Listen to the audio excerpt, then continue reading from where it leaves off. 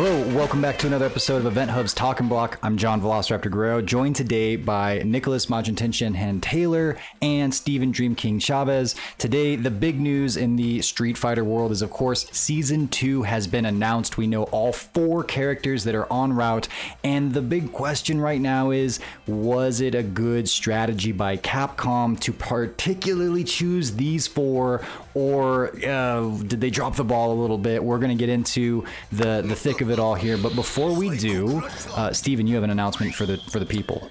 Yes, I know people have been clamoring about this. You've been asking me. I've seen the comments. I love you guys. I appreciate it. A webcam has been ordered. It is a monumental moment here on EventHubs YouTube channel. We are going to get a webcam for me. It's happening, y'all. Stay tuned. We'll have it dialed in hopefully pretty soon within the next few episodes. So stay tuned for that. It's going to be great. I hope. Right on.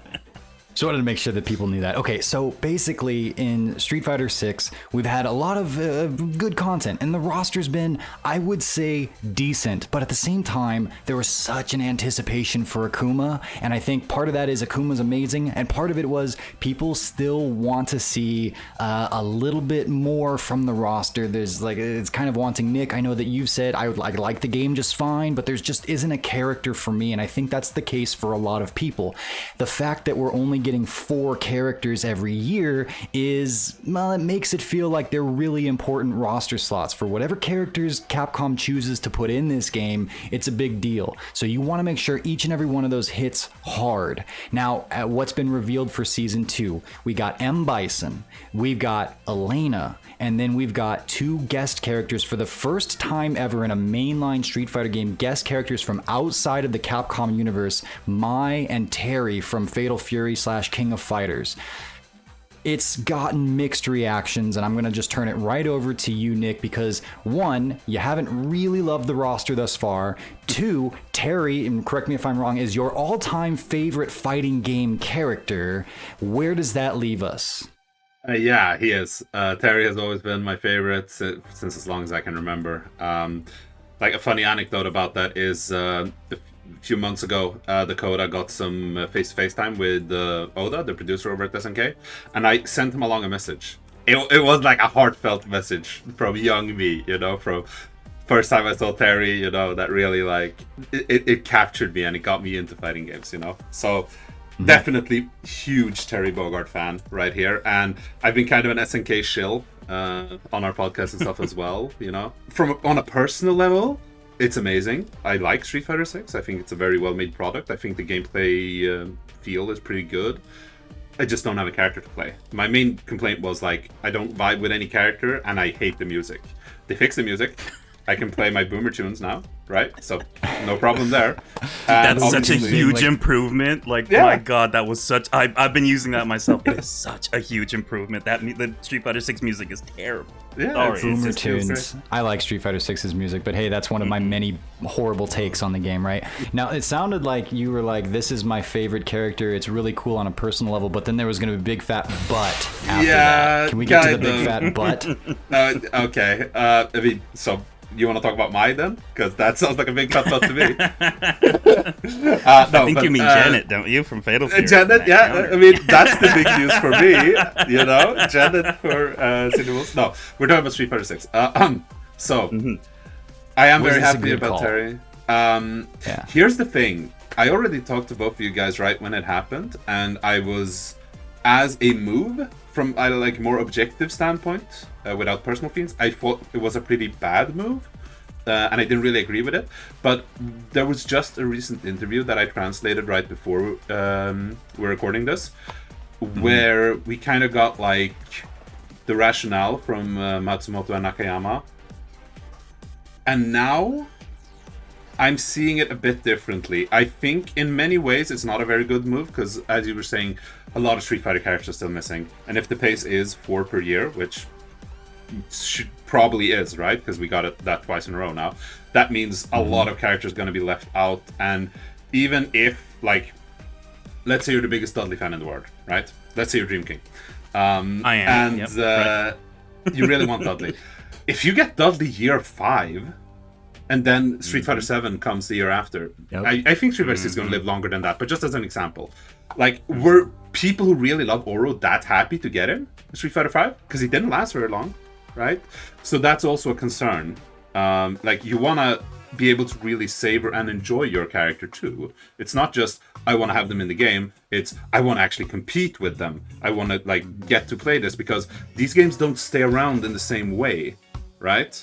Like, Super Turbo and Third Strike are going to be at tournaments. You can compete in them still, especially this year with Third Strike. But that's not really the case for many of these titles, right? Nobody's playing Tekken 7 at tournaments. Like, that's not a thing. So there's that, which I do think is a big issue. And we are missing a lot of favorites in Street Fighter 6 at the moment. But when looking at the interview, their explanation was basically like, we love fighting games. And we want people to not like Street Fighter. We want people to like fighting games. We want our rival companies to do well so that we can then do better. We want to have, like, they are like tournament players, but in the game development space, you know what I mean? And they said, like, because the game did so well, because we're in such an amazing position right now, because everyone's paying attention to the game, our player numbers are high, everything, that's why we need to do it now, because this is the best time to raise fighting games. And when you look at it from that perspective, I still don't think it's a good business decision, but I understand it. It's a very emotional decision, and I feel like they convinced me. You know what I mean? So it's more of a long-term investment to make the fighting game space more, what would you say, just raise awareness of other games, introduce some people to Terry and Mai and therefore Fatal Fury, and hey, City of the Wolves is on its way out, right? So I think this is more, Capcom might be able, what you're saying is Capcom might be able to make more money if they released a character like Dudley right now and maybe more sales and such. But as far as surging the fighting game space and enriching the fighting game space through probably the biggest fighting game right now, this is a better strategy to do that. Potentially. I think it's a risky maneuver. I don't think there's much risk involved with releasing a character like Dudley, right? People know, like Makoto is also a good example. Sakura, Sagat. We know these characters are going to sell gangbusters. We know people love them. We saw, with Akuma's release, the game did better than it did at launch. Like, that's how big of a deal Akuma's release was. We know they have characters, maybe not to the same extent as Akuma, but maybe like 70-80% of where Akuma was at. And they know they have these characters. Bison is another such character, right? And that's why they're including him in this pass. So that's the safe move. And that's probably what their investors wanted them to do, most likely, right? But I really feel like they earned it. Because this is an emotional move. I think it's a personal move for them and for a lot of the team. Because SNK and Capcom have had employees go back and forth since their inception. That's actually something they mentioned as well. Like, Fatal Fury and Street Fighter originated with the same guy, right? What is his name? Is it Akira Nishitani? Takashi Nishiyama and Takashi Hiroshi Nishiyama. Matsumoto. Yeah. Nishiyama, that's who I was thinking of, sorry. Because they originated together, they kind of describe them as brothers. As in, like, Street Fighter and Fatal Fury are brothers. So I understand, from their perspective, it's a very personal thing for them. And in today's gaming landscape, which I feel has become increasingly corporate, they really sold me when they explained it that way. And maybe that's their corporate strategy, you know? Maybe it is, but they got me. So I think it is a good move now, but I think it's a very risky move. And I totally understand why people will be frustrated. I personally don't really like guest characters, so I feel that frustration as well, but it's very mitigated for me since it is specifically my favorite character, right? And I can't separate the personal entirely. So, and for me, like, when I'm giving an opinion on this whole thing and when I'm discussing this with people, I'm very much trying to see it from many different viewpoints. Because from my personal viewpoint, if we're just doing my initial easy reaction, Terry's in Street Fighter, let's go, I'm gonna play Terry. That's the basic reaction. Of course. Steven, how about you? What do you think of the guest characters coming in, especially at this early point in time for the game's life? Yeah, I wasn't privy to the kind of inspiration or the methodology behind that choice before Nick said it there, because I was trying to go through that interview myself before getting set up here. I didn't get to go through everything. But explaining it that way definitely makes me lean more towards it was a good move. And as Nick was saying, it's really surprising to see that they were able to kind of push through with that, especially considering how corporate the video game landscape is. And not only that, but like we've heard tales of like the higher ups at Capcom Japan and stuff being very strict with certain things and very kind of, you know, they like things a certain way. So it's interesting to see kind of what is essentially a personal project from the developers kind of push this stuff through here in this day and age. That's actually pretty impressive. Again, as Nick said, it's risky, but like having something that's a personal project that means a lot to the developers coming through a big product like Street Fighter 6 right now. I mean, if this was the time that they, or the one chance they had to do this and they took it, I'm okay with that, because this game seems like it's going to have a long shelf life. We're going to have, you know, a bunch of different characters come through, I'm sure. So I'm more okay with it, but I do think that there is something to be said about the roster number for the DLC for Season 2 Character Pass. There is a little bit of a sour taste in the mouths of fans because, as Nick was saying, there's so many other characters that are fan favorites that should have been added, and now you have a DLC season of only 4 characters, and 50% of it is guest characters. So, depending on how you feel about guests, like, that's already the first issue. If you don't like guests in Street Fighter, you're already pissed. You're not happy about that. But then also on top of that, you've got Bison, who is a staple, but probably not the favorite of everyone because he's in pretty much almost every game other than Street Fighter 3 and Street Fighter 1, I guess. And then you've got Elena, who's a little bit of a mixed bag as well. Like she's usually liked, but Ultra Street Fighter 4 also soured her to the community because of healing and all that stuff that we're probably going to talk about once we get to her. So this season's a little bit dicey in that kind of sense, at least on the surface. But I think overall, if Street Fighter were to finally get guest characters, I think Terry and Mai are great choices, especially with Fatal Fury coming out, especially with the idea that they're meant to bolster fighting games as a whole, as opposed to just Street Fighter 6. I think that's a great thing that we could be doing here. And I'm really interested to see how they play, because you know they're going to have mechanics that are similar to Fatal Fury and King of Fighters in Street Fighter 6. Obviously, they're going to play under the drive mechanics and all of that, but they're going to have some personal flavors that are from those games. Potentially, I wonder if they will. They might have some interesting cancel stuff for combos and things like that too, which would be pretty cool to see. I can't imagine Terry not being a combo powerhouse. I feel like he's going to be great. We do want to know if his projectile is going to hit as a low or if it's going to clash with regular fireballs, though, because that might be a thing, right? Because, you know, you've got like Juri's, like, her fireball goes low and goes under projectiles. So that'll be interesting to see how that plays out. But overall, I think just generally speaking, this move is really hype though for fighting game fans, and that seems to be what the inspiration was, because again, we are essentially getting Capcom versus SNK in the modern era. It's not really the actual game, but my god, like, people have been clamoring for this crossover for so long to see it return, and here it is in a mainline Street Fighter game. Like, fighting game fans should be very happy right now, I feel like. Just in general, for the general landscape. Director Nakayama, before we got this information, was asked in an interview about what they could give us before Summer Games Fest in terms of the Season 2 stuff, and he said, and I quote, "I'm sure that when you see them, you will be surprised enough to go, huh, what are you doing?" That's an interesting statement there, because it feels like he knew that people would be sort of on the fence about whether or not this was a smart move. And from what you guys have established here, and the kind of the novelty of it and the emotion behind it, I get that. I would still say that given that we have a 4-character season, and I appreciate that in that they've done a really good job with the 4 characters, and maybe the 4-character as opposed to the 5 or 6 is the right load to make sure we get quality content. And I think I would rather have 4 well-made characters than 6 sort of more shoddy characters. But what I would say to all of this is, okay, you sold me on 1 character being a guest, but 2, half of the roster that's coming in, I think 2 is a bit much. So yes, my initial reaction was, this will be hype for some people, it's not so much for me, and I feel like this is more of a Season 4 kind of a lineup, maybe save for Bison, than it would be like right out of the gate. I can meet you halfway. I'd say one of these characters should have been released, and probably Terry over Mai, but that's sort of where I stand on it. Yeah, I get that. Given that it's 4 characters, that would make more sense. One of my early reactions was that if they really wanted to do this crossover, then, and it sounds like that's, after the interview now, it does sound like that was the reason for it, right? They really wanted it, and it was like a very emotional type of yeah, we really want to see this, raise the stakes, whatever.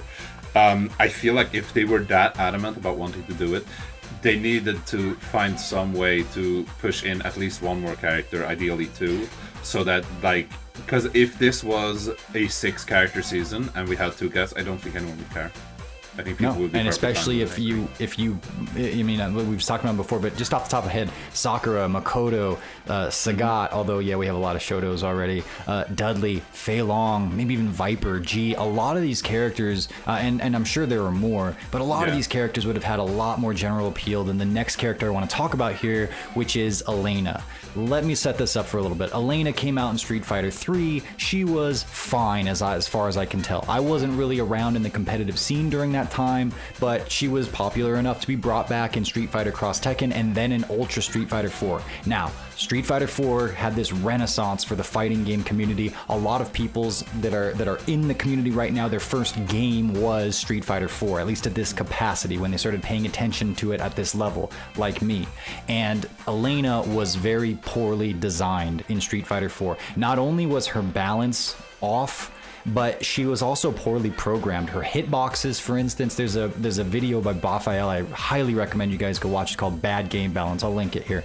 But he goes over why she was so ridiculous in that game. And not only does she have a lot of really overpowered things, like a 15-frame overhead that goes from half screen that can combo that you really can't react to, paired with a slide that goes half screen, and then like her ability to go under fireballs, her extremely far-reaching 3-frame kick that goes in. It was a punch, but she uses her foot, that combos. There's a whole bunch of stuff like that, and she had the ability to heal, which we saw at Evo being kind of ridiculous because it wasn't even tied to her to her super meter. It was tied to an ultra meter, so she could do all the EX moves she wanted and still have healing as a completely different thing. But then also, when she did her DP, for instance, she would float backwards a bit and her head would be sticking out, and it would have this weird hurtbox interaction where you would dash forward to get your full punish. But in Street Fighter 4, you had proximity normal. So if you were really close and you pressed heavy punch, your character might do a different move than if you were really far. And the way her hitbox was it would read as though your character was still really far away from her, and you would do your character's usually non-comboable, non-cancelable far normal. Weird interactions like that would happen with her. Her jumping hurtboxes were goofy, where it was really weird to anti-air her. A bunch of the things about her were really off-putting and messed with the game in some really odd ways. And so a lot of the people in the community right now have their understanding of Elena is just negative, that she left a bad taste in everyone's mouths. And then Street Fighter 5 was rushed out, so Street Fighter 4 didn't get the chance to update, and that's the Elena that we all sort of know. So it's not that she's a bad character, and I think that Capcom could, especially with the Street Fighter 6 development team and their track record right now, make her a much more balanced character, take care of any and probably all of the issues that we saw with her in Street Fighter 4. I'm not worried about her being a broken character necessarily in Street Fighter 6, even with healing and all that. But I don't think that she's carrying much momentum with the fans right now. And if you're, as important as this one extra slot or this one slot of the DLC bunch is, I feel like you could have done so much more with, Dudley, Fei Long, Viper, these other characters that I think people would be a lot more excited for. And I know that the answer is that they wanted a character that was representative of Africa and capoeira, and so Elena checks those boxes, fair enough. But especially if you're already devoting half of the roster, of the DLC roster this season, to the guest characters, I think you need to wham bam with more than Elena. But Steven, what do you think about the Elena inclusion? Yeah, I have to imagine that if we're looking at the lineup for the Season 2 character pass, you've got the guest characters that already take up 2 slots. So what do you do with the remaining 2 slots? You throw in Bison, who is a staple, who is super well known, who's going to be a strong character regardless. He is a super, super safe bet. And then you look at the last slot, and I have to imagine the developers went, we want to throw in a character that we can be a little bit more free-flowing with. We can kind of revamp this character and maybe not save her reputation, but kind of go, hey, maybe that was a mistake. Let's correct that. And kind of, you know, we know that the developers saw a lot of the mistakes that they made with Street Fighter V, and they made it a point to correct that stuff for Street Fighter 6. So I have to imagine that last slot was kind of reserved for something like, this is going to be something that's a little bit more, we can do a little bit more with this instead of just going with another safe bet and going, okay, we're going to throw in Sakura. You guys know how she plays. You love her. She's going to get a bunch of sales. Like, they needed a character that they can kind of mold and add some new elements to. And I feel like maybe that's why they chose Elena. Plus, on top of, you know, they wanted some representation for Africa and then the capoeira, you know, fighting style. That would be the way that, in my head, I kind of justify it, I guess. And if that's the case, I'm okay with that. Like, that makes sense. Elena is, you know, I don't think the Season 2 pass is going to hurt for sales, especially with Terry and Mai. I don't think it's going to be suffering in terms of downloads and people buying it, right? So you kind of want an outlier character in there to kind of let the developers do what they do and revamp these characters and kind of add their own spin on this, something that people know very well and probably weren't the happiest with, because, as you said, Ultra Street Fighter 4 Elena kind of left a really bad taste in a lot of people's mouths, and then they never had the chance to go back and really correct that. So maybe this is kind of this is the redemption arc, right? This is like, okay, we're gonna get Elena back into the, you know, into the spotlight and actually make her more of a loved character instead of just letting people think she was healing and crazy janky hurt boxes and all that stuff, right? So if that's the case, I think I'm okay with that. But also, I am curious to see what they do with this character, because the development team has been doing a really good job with their DLC characters, and I feel like they've done a great job with the character designs in general. There has been some stuff in Season 1 that was, you know, pretty gnarly, but that's for any vanilla game. I feel like Season 2 so far has been pretty well received. It feels like, you know, there's still some issues, but it feels like it's been smoothed over quite a bit so far. We've already got Akuma, we're getting Bison now, or the roster's starting to get a little bit more spice to it and some variety. This game's in a really good spot, so the developers haven't really failed me yet in terms of like how they've designed stuff, outside of maybe Lily, because Lily's terrible. But anyway, that's another conversation. But I think that they're going to do a great job with Elena here. And they also mentioned, I believe in that interview that we were talking about, that Nakayama said we don't need to worry about healing, which I'm curious what he means by that, because again, so far they've been pretty spot on with their design philosophies and what they've done with these characters, but like, it's still healing. So like, that is the number one thing everybody is worried about with this character. You can tell because he already mentioned that this early in an interview, like, don't worry about healing, we got it, kind of thing. So I'm sure it's still going to be there in the game. It's probably going to be her level 2 super, but we'll kind of see how it works, because in Ultra Street Fighter 4, it was a broken mess. It was, she could anti-air DP you, get healing, and then cancel it early, and you couldn't hit her. So she'd get a DP and then get free healing, and then she could absorb life with focus attack, and then build her ultra back up and get healing again when she wanted to. So it was pretty gnarly back then, but we'll kind of see how she goes. But I am excited to see her come back, and I'm more curious what the design team's going to do with her this time around, because they've been doing some pretty interesting things in this game, and we're probably going to see quite a bit of her, or at least some of her Ultra Street Fighter 4 Omega Mode stuff here in Street Fighter 6, right? Because we have been seeing that with Akuma, we're seeing that with Bison now. That was clearly a test bed for future games. So if we kind of want to know what she's going to do, there's probably some hints there. You know, I agree with all that. And I think that as we're talking about this and we're talking about the strategy behind these releases, makes me think of, they've got a lot of momentum right now. They just landed a hit and they're launching into a combo, but instead of going for full damage, they're going for the Oki, right? They're going for the long-term strategy. They want wake-up pressure instead of going for the DP after the light Tatsu, right? Yeah. And so I think when you think about it that way, you can have a greater appreciation, because I know that when this first came out, like was it Friday evening, and I was talking with a lot of my fellow Street Fighter 4 veterans. Everyone was like, well, I mean, okay, that's for somebody. It's not really for me, but okay, fair enough. Nick, how do you feel about Elena coming to SF6? Well, I think there are two perspectives that both you each brought up that need to be looked at. The first one is in Street Fighter 4 was kind of a broken mess in a lot of ways. But I think, first of all, that was kind of the case for all of the cross-stacking characters. Like, they had really broken hitboxes and hurtboxes in a variety of ways. So I don't think that was like an Elena exclusive thing. And then it's the healing, of course, right?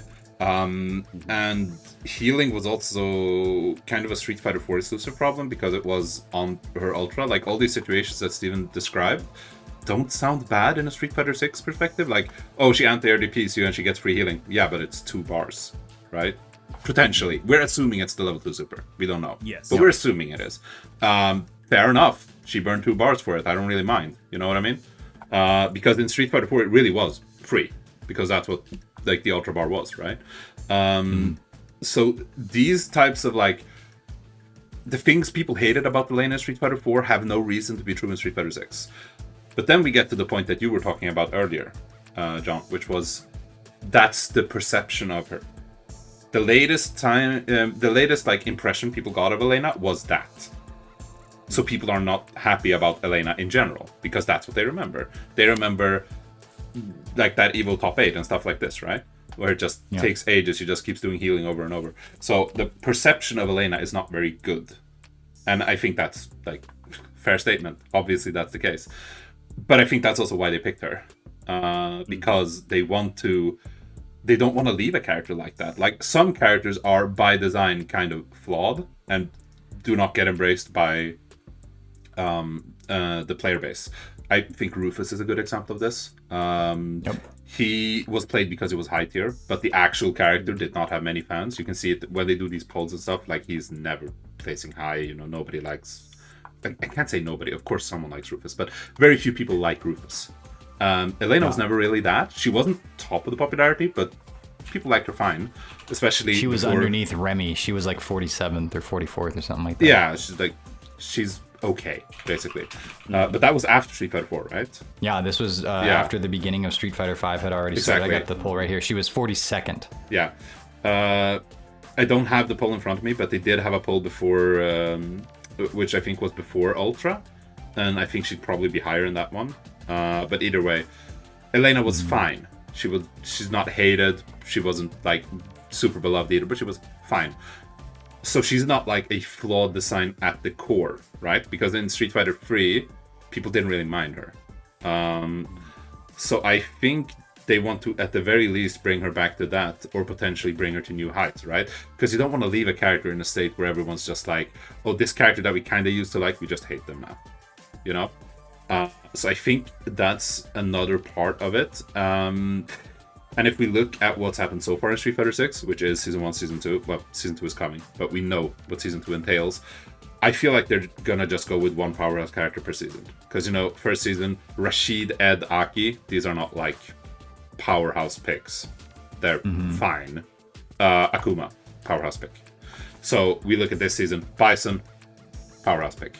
And those are 1 month apart. Those are the two. I've got them here. It was 2 months between Rashid and Aki, 5 months between Aki and Ed, 3 months between Ed and Akuma, and now 1 month between Akuma and Bison. And I would argue those are the two most hype releases thus far. Also, there's zero pattern between those releases, so your guess is as good as anybody's as to when these characters will release. And I mean, that is a strategic choice on their part. Like, they know that Bison is the hype character for this path. Of course they know this. Yeah. So I think that's their strategy moving forward. And like you said earlier, like, the other one could have also been a powerhouse character, right? But they want to have these powerhouse characters. They don't know how long they're going to keep doing Street Fighter 6, right? So they want to keep powerhouse characters so they can at least have one per season, is my theory. And I think that's kind of what we're seeing so far. So if you like a really popular character, you might have to wait for a while. Unfortunately, that's just how it's looking. But you know, so I think Elena is a okay pick, but given how risky 2 guest characters is, I think we needed more than an okay pick. I think Elena would make a lot more sense if we had only Terry. If there were 3 Street Fighter characters and 1 guest, I think Elena would be fine. And if the other character was also like someone who's just fine, you know, it's not Sakura, Sagat, etc. It's someone like, I don't know, what's a good Faye. name? Yeah, sure, Faye. Yeah, that would be fine.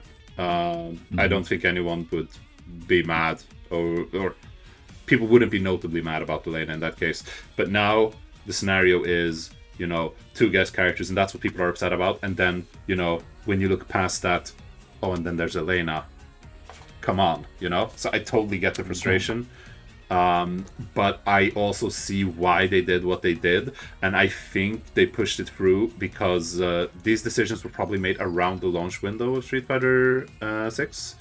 They said that they started making Bison once they finished the launch roster, so that was probably pre-release, and Bison was a sure pick anyway, right? So I think in game development, you probably have multiple characters at various stages of development. Like they probably already started work on some season 3 characters. They would have to, given their own stated development time for them.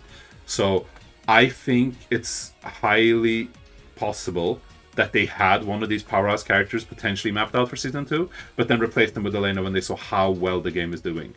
And to the point of the negative perception of Elena, I will say it does seem like a lot of people are fans of her new design, because she does look great. And I think even up front, people are like, wow, her new design looks really interesting. And I've seen a lot of fan art already, and usually when there's a lot of fan art that quickly, that means people are pretty happy with the design.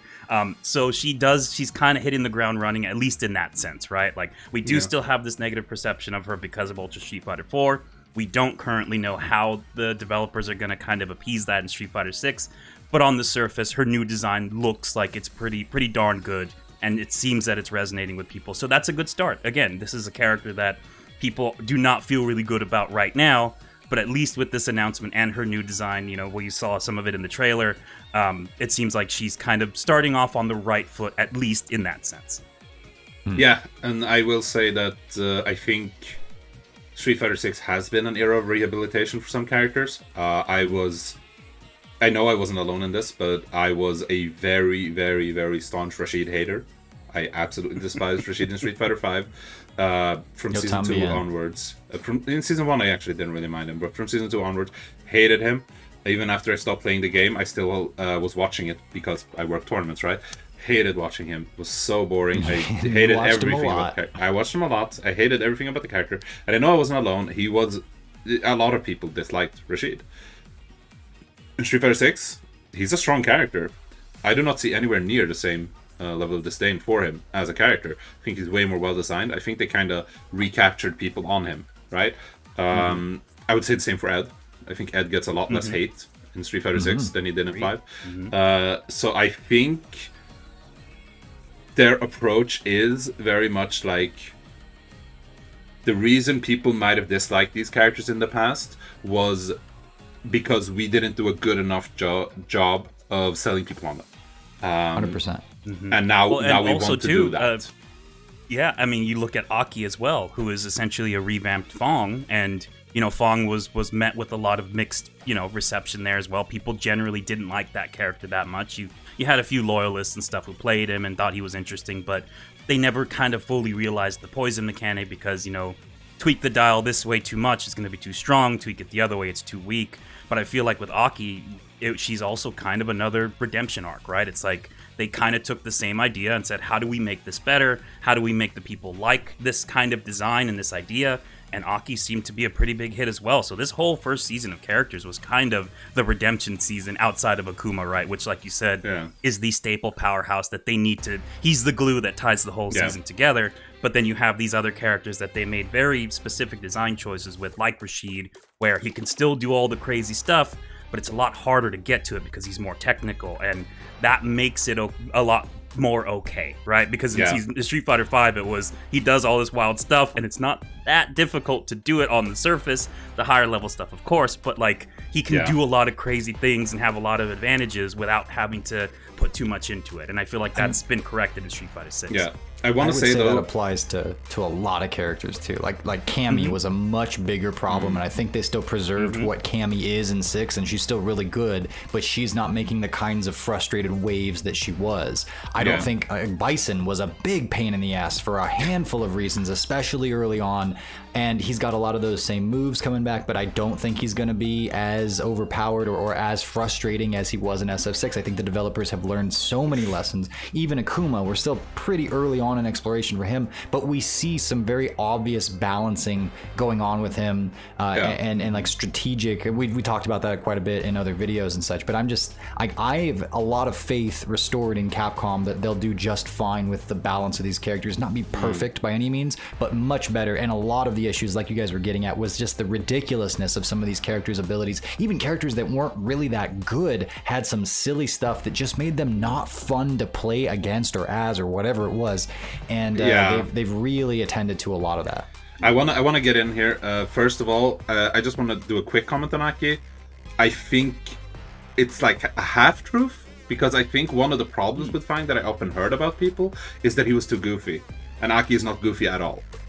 So I think it's not necessarily that they took the Fang concept and refined it. I think they kind of took what worked with the Fang concept and just put it on a new character where that baggage isn't there. I can agree with that. Mm-hmm. Yeah, but moving along from that, what I wanted to get to was, speaking of these frustrating designs and everything, I know this isn't the main topic, but I want to dedicate like a minute or two to it. One of the most frustrating things in Street Fighter V that people often brought up, even though the character wasn't very good, was Blanca's V-Trigger 2. And that is 100% in the game, and even worse in Street Fighter 6. So I think they've done a good job with maybe 90%. I think there's still some stuff there that's like... Rashid's level 2 is silly as well. But even then, the game's mechanics attend to a lot of that too. Like, you can parry out of that, and that's not a catch-all answer to it by any means. But it's still a much better situation than it was in Street Fighter 5. Yeah. And they nerfed Blanca in the first big balance patch, obviously because his stuff was a little bit too wild. I mean, the Blanca-chan stuff was doing way too much damage, and then tack on, level 2, which is basically, like you said, V-Trigger 2, it's too much. So they nerfed him right away, which is probably a sign of they were like, we probably shouldn't have gone that heavy on that super here. Let's scale him back a little bit, because it's a little ridiculous. And I mean, even just at a basic level, it being a super that costs 2 bars is obviously way better than it being something you get for free every round, right? So I just think it's funny because that thing was very hated. That he gets it like on crack because he has the Blanca Chan dolls too. Steven, do you have any passionate reactions or feelings about what we've seen with Bison in SF6 thus far?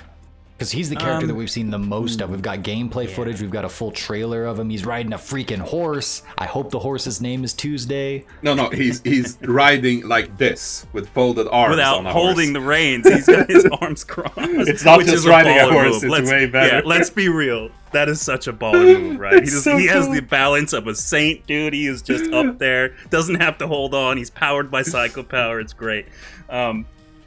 Bison for me is a little bit, I'm a little bit kind of indifferent with that character. For one thing, I'm definitely tired of the storyline of Bison in Street Fighter. I think that Shadaloo and Bison clones and Psycho Power, like, it's a tired kind of storyline now, especially when we had stuff like inklings of, the G storyline in Street Fighter V that never got fully explored. They should have hit the ground running with that in Street Fighter 6, in my opinion, and more stuff with the Illuminati and all that would have been way cooler, in my opinion. Instead, we got Bison's accountant, and now we've got Bison himself, and it's like, okay, sure. That being said, Bison is 100% a staple in Street Fighter. Like, you can't really have this series without him. I know they didn't have him in Street Fighter 3, but he's so synonymous. He is the main villain of the series. He has to come in at some point, so I get it. The one thing I am excited about for this character is it seems like this iteration of Bison is more closely resembles a Street Fighter 4 version of Bison versus a Street Fighter 5 version of Bison, which I think is really cool. I used to play some Bison back in Street Fighter 4, so they gave him kind of his walk speed back, so he doesn't have that super slow walk speed that he had in Street Fighter 5 and a teleport dash anymore, which was one of the dumbest things I've ever seen in my life. You're talking about the walk speed. You know what I'm talking about. You're talking about the walk speed. Yeah. I've seen some other speed that he happens to have. His forward dash is also crazy fast in Street Fighter 6, but at least he doesn't teleport. Yeah. Drive rush. Of course. That might be the problem. He skedaddles across the screen so fast. He makes DJ blush with his drive rush. So I don't know what that's gonna mean. But hey, we'll see. That is definitely scary. he 100%. also lops off ridiculous damage. I was a cool kid. I'll put it up here. I showed some of the damage. And by the way, this is on Zangief, the highest health character. So imagine what this looks like on Akuma. But so I did say earlier that I have a lot of faith in Capcom's development team to balance these characters, but I'll be the first to say, I've still got some PTSD from Bison in Street Fighter 5. He had a lot of ridiculous goofy stuff. Remember V-Trigger teleporting around and like making the game lag a little bit? You'd make the game lag and you couldn't defend yourself. And Devil Dick, the forward heavy punch, which I believe is back in this game too. But that said, yes, a lot of problem moves have been rebalanced in this game, and then they tend to be better. That said, he is looking kind of scary, and I wouldn't be surprised if he emerges as one of the top tiers, at least to begin with. My initial reaction was kind of similar to Steven in that, I don't care that much about Bison. Then you released a gameplay trailer, and he was on a horse, and I was like, okay, this is really cool, though. That is really cool. I know, I said the same thing, dude. No, but honestly, what I think has been the general vibe for me when it comes to Street Fighter 6 is the initial reveals and stuff like this. They usually don't do that much for me, but then when they release the actual gameplay trailers, I kind of vibe with it. I remember that was the case before, pre-release, when they released the Gal trailer. I was like, I never cared about Gal, but then I saw the trailer and I was like, it looks kind of sick though, and it was definitely the same with Akuma. I never cared about Akuma. See Akuma's trailer and I'm like, bro, this looks crazy. This guy looks so cool. And it's the same with Bison. He has a lot of cool stuff. His animations look amazing. His visual redesign doesn't do that much for me, but you have the nostalgia costumes, so it doesn't really matter. I think it's cool. I don't know. It's a bit far from Bison, but I think that's also the point, because they say he has amnesia and stuff, right? So I get it. It feels too much like Street Fighter V Sagat, though. That's the problem. Yeah. He has kind of the cloak. It's like if Sagat had the hood, that costume would just be Street Fighter V Sagat's default, which is kind of weird. It's that did strike me as weird too. Yeah, and he also looks like the main character from Darksiders as well, which is very strange. He's got and stuff, that old game. Yeah, so it's like okay, yeah. It's weird. I don't know, the connection that I've had to it, and that not necessarily the clothes themselves, but just his general vibe, is Rao from Fist of the North Star, and I've seen some other people bring this up too. So I really hope that they're not going to make an official collab, I don't think, but hopefully they make some kind of mod online, because I don't know, seeing him as Rao would be really cool.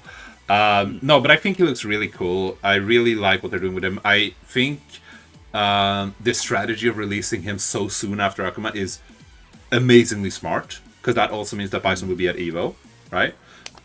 So yeah, I think that's 10 out of 10 decision, really good stuff. But doesn't he drop 2 days before CEO? Yeah. Or Akuma, apparently. Akuma before drop combo breaker, Bison before CEO. Yeah. If you want to try it, go for it, baby. Jabali already said Bison won't be allowed. Bison won't be legal, yeah. He's like, I'm not polling anybody, I'm making the call. We're not letting him be legal. He's making the call. And I'm gonna be honest, I think both calls were right. I think Rick Dehado doing the poll was a completely fair call. Diplomatic response. No, but I think it's very fair, because there's a lot at stake, both at CEO and Combo Breaker, because they're both qualifiers for the Riyadh tournament, the Esports World Cup, I think it's called. So there's a lot at stake. And I think if you poll your users and they 70% say, yeah, let's do it. And especially on a patch that's been stale for a while, right? Because that was the vibe for Season 1 at that point. I think that's fair. I also think it's fair, now that you don't have that patch anymore, to be like, no, this character's out for 2 days. Yeah. No poll, you can't Not play. legal. Yep. Yeah. I think both stances are completely fair. So, yeah, I have no qualms with either of these approaches. And I am looking forward to seeing what Bison is going to bring to the game. Obviously, we have some players, that Problem X is probably going to pick him up right away, right? So we're going to see a lot of him. One thing that I'm kind of interested in is that Bison has traditionally been a fairly unpopular character in Japan, at the competitive level, I mean. He hasn't been played that much in tournament in Japan usually. So I wonder how that's going to look now, because obviously he's going to be quite a different character. He already was in 5, but both in 4 and 5, he wasn't that common in Japan. He was kind of a sleeper, even though he was good in both. So I wonder if we'll see like a big resurgence of Bisons or something, if he is like top 5 or something. It would be interesting to see, because I can see people like Nemo maybe playing him. Okay, so I want to ask you guys, and I haven't brought this up to them before, so they're on the spot. Grading scale A+ through F.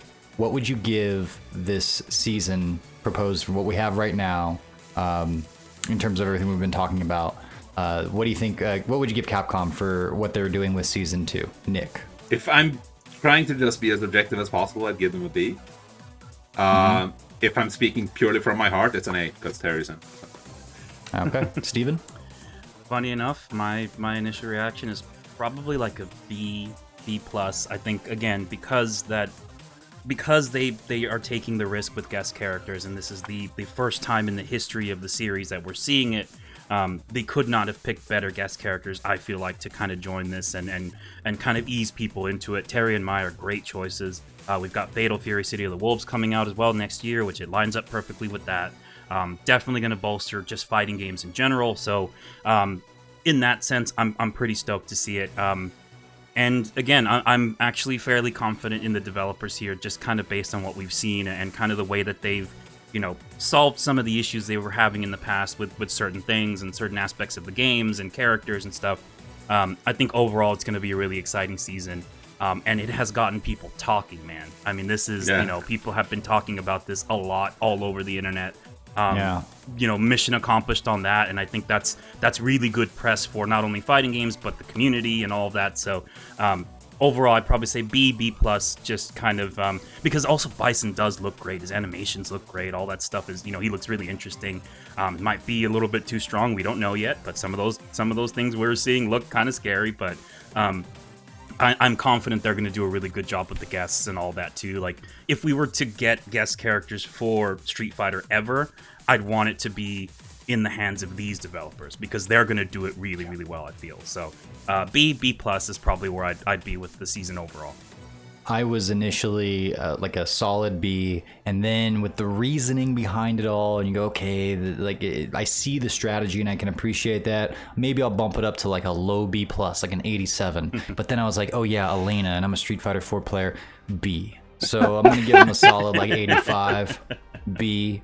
And I would love to hear what you guys think, because this is a little polarizing, and again, it comes back to that. I can appreciate the strategy, not so much for me. And I think a lot of people are in that boat, but I can appreciate the strategy, and there's something to be said there, because it shows that the developers are actively thinking and they're actively playing the game, and they're doing so with some strong cognitive thought behind their decisions. And I can respect that, even if it's not my favorite decision. What I can't respect is when they just make these bogus, ridiculous decisions. We saw a lot of that, especially in early Street Fighter V, as everything seemed chaotic and in shambles, and they were just reactively making decisions left and right. But we are not in that time anymore, and I'm very thankful for that. I really do appreciate, on the whole, where Street Fighter and Capcom are at with their fighting games right now. And so I can't poo-poo on this too much, even if it, like I say, is not quite for me. It is for Street Fighter, and it is for fighting games, and fair enough.